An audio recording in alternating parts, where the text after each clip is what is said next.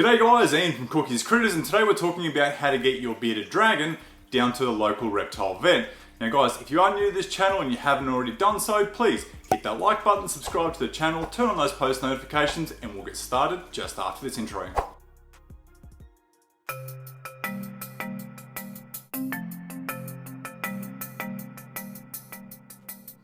So guys, before we touch on transporting animals for medical reasons, we are going to talk about reptile license conditions. Now guys, there's a lot of people out there that either don't understand what is required to them by law by signing on to a reptile license, or that they blatantly disregard these licensing conditions. So guys, an example is, here in New South Wales, we are not allowed to take reptiles outside the premise that it is licensed to, unless it is specifically for medical conditions, or if it's the acquisition or disposal of a reptile. So guys, plain and simply, here we're not allowed to take our bearded dragons for a walk to the park, not allowed to take your snakes out to the local plaza or local shops, you're not allowed to take your geckos in for show and tell.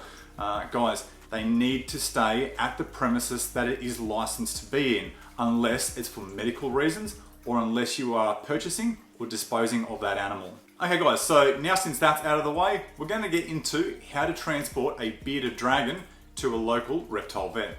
Okay guys, so the very first consideration that we have is the size of the animal. Now, obviously if you've got a small animal, you might want to choose a smaller tub. If you do have a larger and an adult bearded dragon, I would recommend something around about 30, 35 centimeters, 40 centimeters in length. The trick here is to aim for something that the dragon is going to sit comfortably in. Now, they don't need a lot of room to move around. It's not like the same principles of having them in an enclosure. We want them to feel nice and tight and secure. Too much room means they're going to slide around. They're going to get stressed, guys. We want to keep them as compact as possible, as if they were hiding in a little hide. So guys, the next thing after you've chosen your tub size is to make sure that it is adequately ventilated. Guys, don't just have them in a sealed tub with no air holes. You do need to make sure that these guys have fresh air to breathe. So guys, the next consideration is, what do you do in terms of feeding the day of traveling? Your bearded dragon is not going to be in its enclosure all day. It's not going to be exposed to that 40-degree basking temperature. Therefore, if you do feed your dragon, it will not digest the food and the risk of regurgitation is quite high. So guys, other things to think about. Obviously, if they have a full belly, they're going to get a bit of motion sickness. They will open their bowels. They will poo a lot inside that tub. Guys, things to avoid. Do not put heat packs in there. Do not put hot water bottles in there.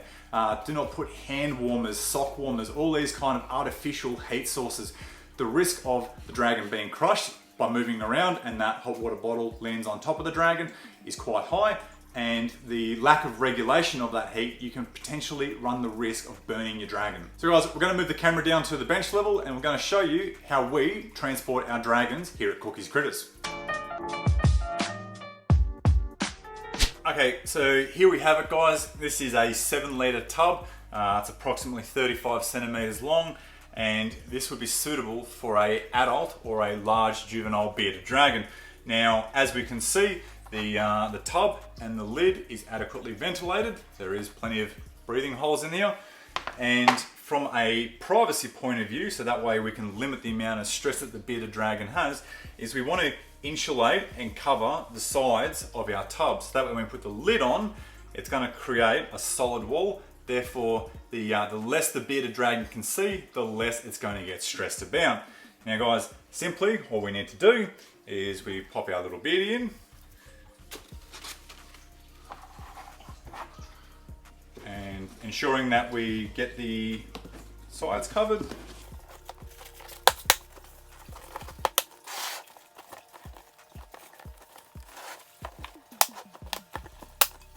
Okay, so guys, there we have it.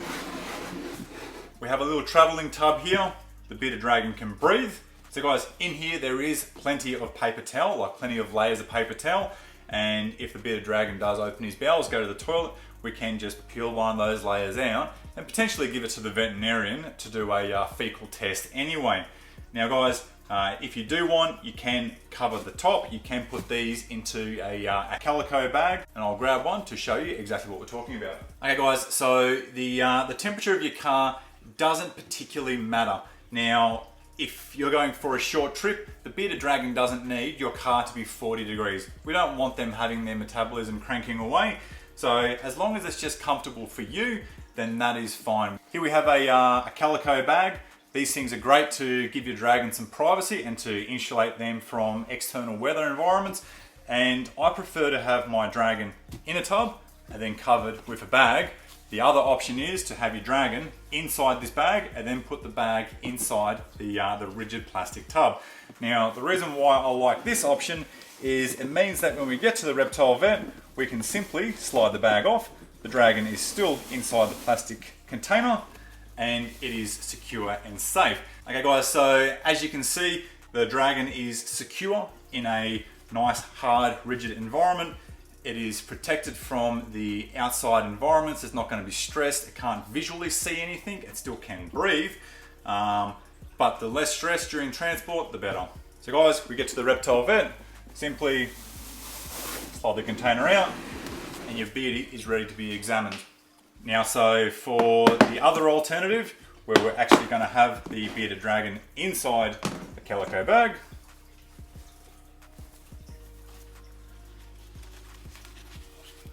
simply dragon goes in. We want to make sure that we've inspected inside the bag, right? We want to make sure that there's no frayed edges. Things like this on the inside of the bag can become an impaction issue for bearded dragons. Now, you can either use an elastic band, a hair tie, or a zip tie. Obviously, a zip tie means that it's not going to be reusable. You'll have to cut it off and take a spare with you. So an elastic band is really ideal in this situation.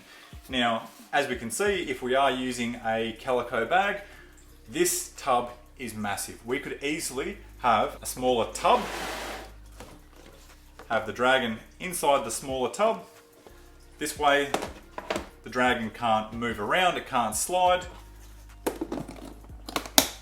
Obviously, this tub would need to be ventilated, but this is also a suitable way to transport bearded dragons. Now guys, considerations for this method is potentially the bearded dragon's going to go to the toilet. You're going to end up with poo inside the calico bag. Please do take a spare calico bag just in case. You don't want to have to be transporting a soiled bag on your way home. Now guys, the risk with this method is potentially, depending on how long the animal has been in the calico bag and depending on how stressed it has become, simply just putting your hand inside that bag, the dragon may bite you, okay? So always try just rolling the bag down so that way the dragon can see, and then once his head's out or her head is out, there we go.